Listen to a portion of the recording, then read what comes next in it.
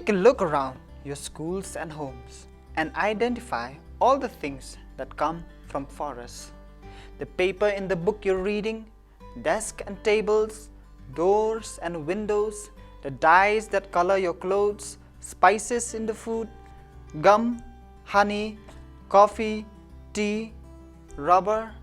These are all the items made possible due to the existence of the dense and lush green forests. Apart from this, forests provide us with bamboo, grass, charcoal, fruits, flowers, animals, birds, and many other things. Can you tell me how many species are there in one forest? The Amazon rainforest or the Western Ghats in Maharashtra itself have as many as 500 different plant species. However, over the years, we have exploited our natural friends to an extent that today we are faced with the reality of climate change and global warming. Reduction of forests isn't the only reason for that, of course, but it does contribute a fair amount. The year between 1700 and 1995 was the period of industrialization.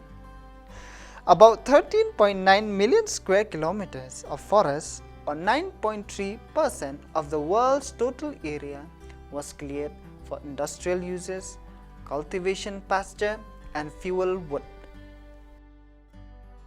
Before we discuss what effects of such large-scale deforestation are, students, can you tell me what is deforestation? When we cut trees and forests for making goods or to use the land area for other purposes, it is known as deforestation. In short, it is the intentional clearing away of forests by human beings. It is not a recent problem and has its roots in pre-colonial times. So, if deforestation is bad, why did humans do it? They were doing without knowing the effects it would have.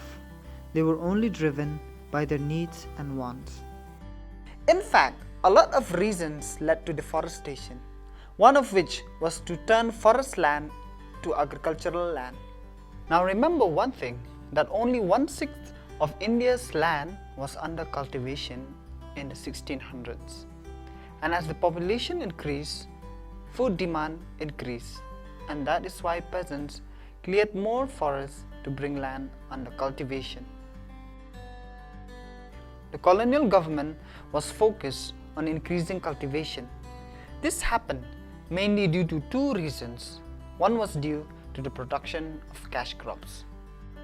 Now, a crop produced for commercial use rather than for personal use is basically a commercial crop, or as we know them as cash crops. So the production of commercial crops like jute, sugar, wheat, and cotton were highly encouraged by the British. These were exported to Europe, where food grains were needed to feed the growing urban population. And the other commercial crops were used as raw materials in the industries. And the second reason was that in the early 19th century, the British government believed that the land under the forests were unproductive and therefore they should be cultivated with agricultural goods and products to bring revenue to the state. So between the year 1880 and 1920, cultivation area rose to 6.7 million hectares. In turn, what was seen as an improvement of the land was only adding money to the British coffers and clearing away the forest cover. Another big reason for deforestation was the growing shipbuilding industry.